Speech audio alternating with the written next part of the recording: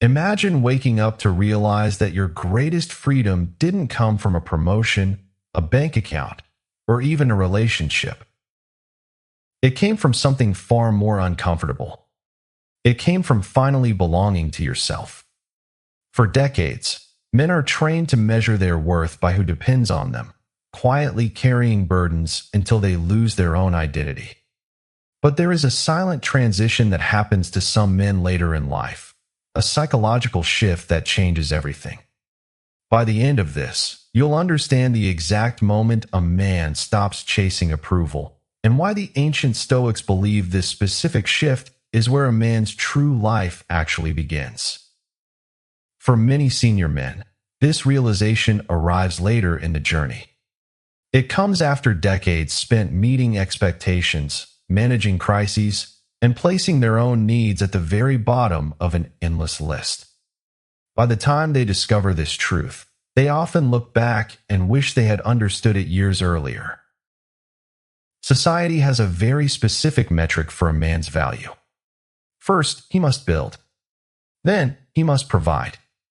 He is expected to solve problems, absorb stress, and endure difficulties without making a sound. Somewhere in the middle of this relentless performance, a man often forgets to ask a simple, fundamental question. What kind of life do I actually want to live? The Roman philosopher Seneca once observed that it is not that we have a short time to live, but that we waste a lot of it. And perhaps the greatest waste of all is spending decades living out a script written by someone else. But something remarkable begins to happen after a man crosses the threshold of 60. The desire for approval begins to wither, replaced by an uncompromising search for peace. Many men discover that being single in this chapter is not a sign of failure, loneliness, or rejection.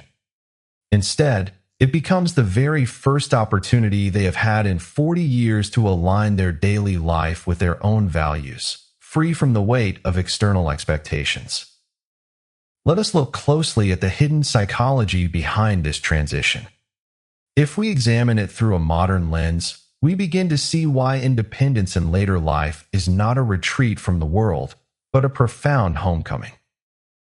The philosopher Epictetus famously taught that it is not things themselves that upset us, but our judgments about those things. How a man reacts to the silence of his later years determines everything. If he views it through the lens of societal expectation, he may feel fear, clinging desperately to the noise of the past. But if he meets this silence with curiosity, he unlocks a level of freedom most people will never experience.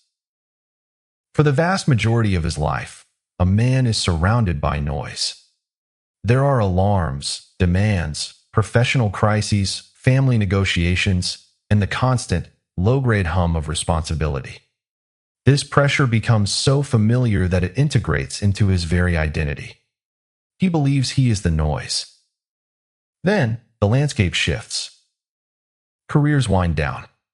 Children grow up and build their own lives. The exhausting need to constantly prove himself to peers begins to fade.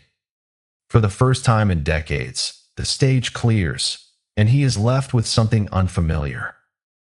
Silence. Have you ever sat in a quiet room and felt the sudden urge to turn on a television or check your phone just to drown out the quiet? At first, this stillness can feel unsettling. It is easy to mistake it for loneliness because we have been conditioned to believe that an empty house means an empty life. But if a man stays still, a transformation occurs. The silence stops feeling empty. It begins to feel spacious. Without the constant emotional demands of others competing for his attention, his mind begins to clear. He starts to hear his own voice again. He begins asking questions that were buried under decades of obligation. What genuinely brings me contentment? What kind of people do I actually want in my space? What am I simply no longer willing to tolerate? These answers do not arrive in a dramatic flash of lightning. They emerge slowly, like stones revealed by a receding tide. This newfound clarity changes his entire relationship with the world. A man who understands his own mind no longer needs to perform. He protects his peace like a scarce resource. Marcus Aurelius wrote that the soul becomes dyed with the color of its thoughts. When a man's thoughts are finally his own, his life takes on a completely different hue. He moves with a quiet, unshakable confidence. As this mental clarity deepens, another shift takes place, one that many senior men find completely unexpected. They begin to experience a physical and emotional lightness they haven't felt since youth. It is the peace of unburdening.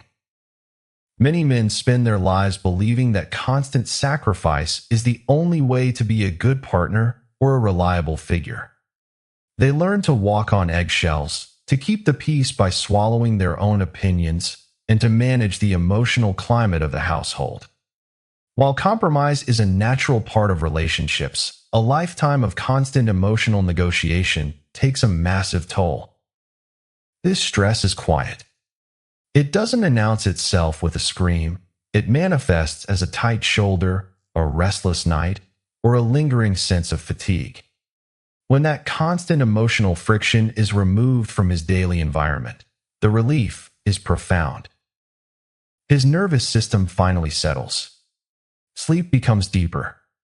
The morning coffee tastes better because it is not accompanied by anticipation of conflict.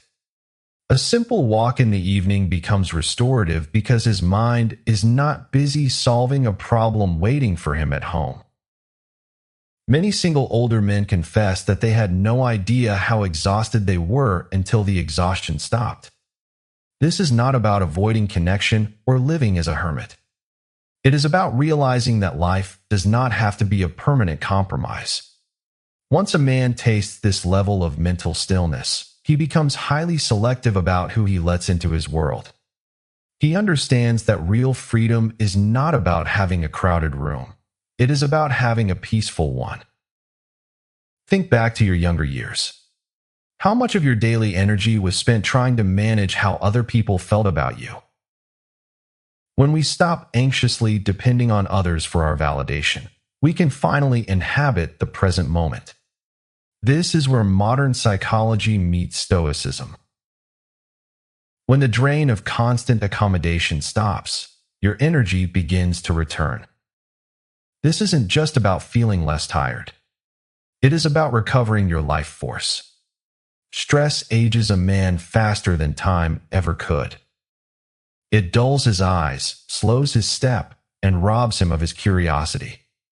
We often look at an aging man and assume his slowing down is purely physical. But often, it is not his joints that are tired. It is his spirit, heavy with the weight of carrying everyone else's world. When that weight is set down, a strange renewal occurs. Men find themselves waking up with a sense of anticipation. They start walking further, eating better, traveling to places they postponed, or picking up tools they haven't touched in 30 years. They reconnect with old friends on their own terms. They start projects simply because they want to, with no need to justify the cost or the time spent to anyone else. This surge of vitality doesn't happen because their external circumstances magically improved. It happens because their energy is finally flowing inward, nourishing their own lives, rather than being siphoned off in every direction. Marcus Aurelius reminded himself daily that we have power over our minds, not outside events. When a man realizes his energy is his own to direct, he finds the strength to invest it in what truly matters to him.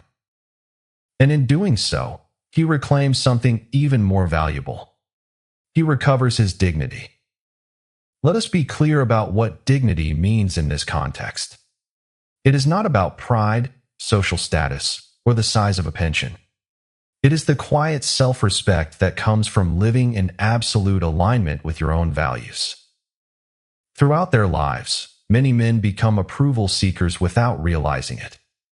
They work harder to avoid criticism, They explain themselves when they shouldn't, and they measure their self-worth entirely. If they are useful, they feel valuable. If they are not actively solving a problem for someone else, they feel useless. The danger of this mindset is that your worth is always a variable decided by someone else's mood, needs, or appreciation. But a single senior man who has embraced his independence lives a very different reality. He does not need to explain his schedule. He does not need to justify his purchases, defend his hobbies, or ask permission to spend his afternoon doing absolutely nothing.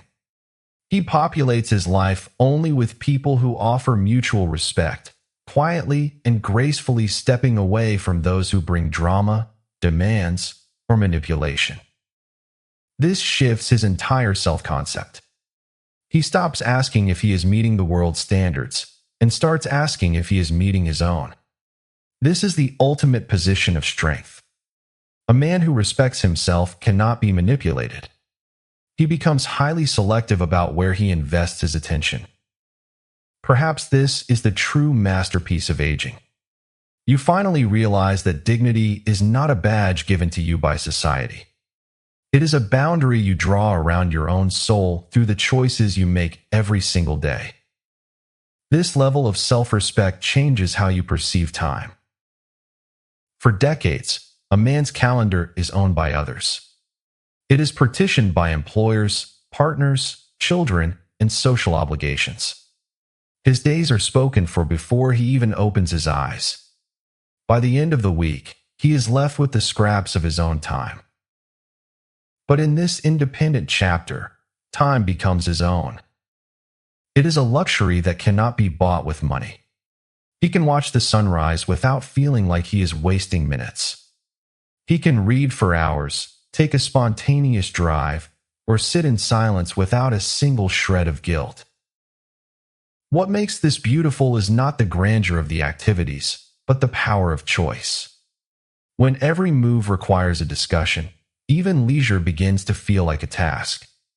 But when a man owns his hours, the simplest moments become incredibly rich. Have you noticed how rare it is to meet someone who truly owns their day? After 60, many men realize that the most successful life is not the busiest one. It is the one where you have space to breathe, to think, and to exist without pressure. Seneca was right. Life is long enough if you know how to use it. And senior men who embrace their independence finally learn how to use it because they stop spending it on things that do not matter. This journey ultimately leads to the development of emotional independence. This is not about becoming cold, unfeeling, or bitter. It is not a rejection of love. Rather, it is the realization that your internal stability no longer requires external validation. When a man is younger, his identity is tied to his roles. He is the boss, the husband, the father, the provider. These roles are honorable, but they can obscure the man underneath. He becomes so busy playing the parts written for him that he never actually gets to know the actor. Living independently strips away the roles and leaves the man. He learns to enjoy his own company.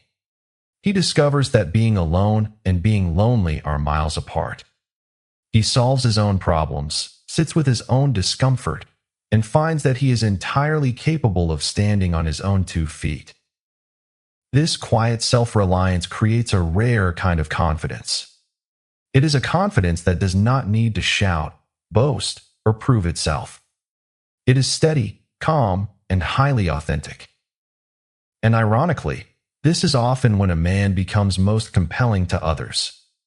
A man who does not need people, but chooses them, operates from a place of absolute freedom.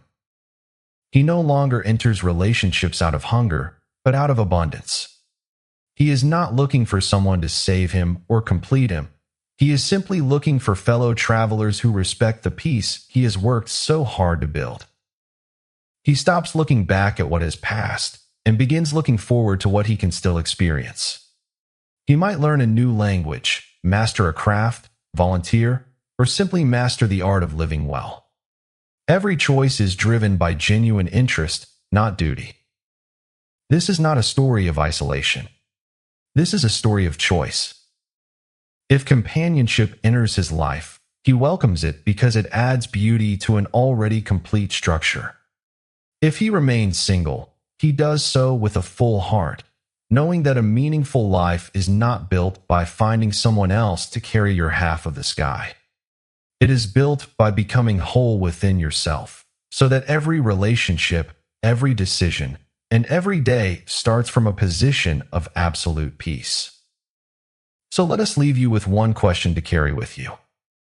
If your life truly and fully belonged to you from this very moment forward, how would you choose to live it? Would you continue to carry the heavy burdens of expectations that are not yours?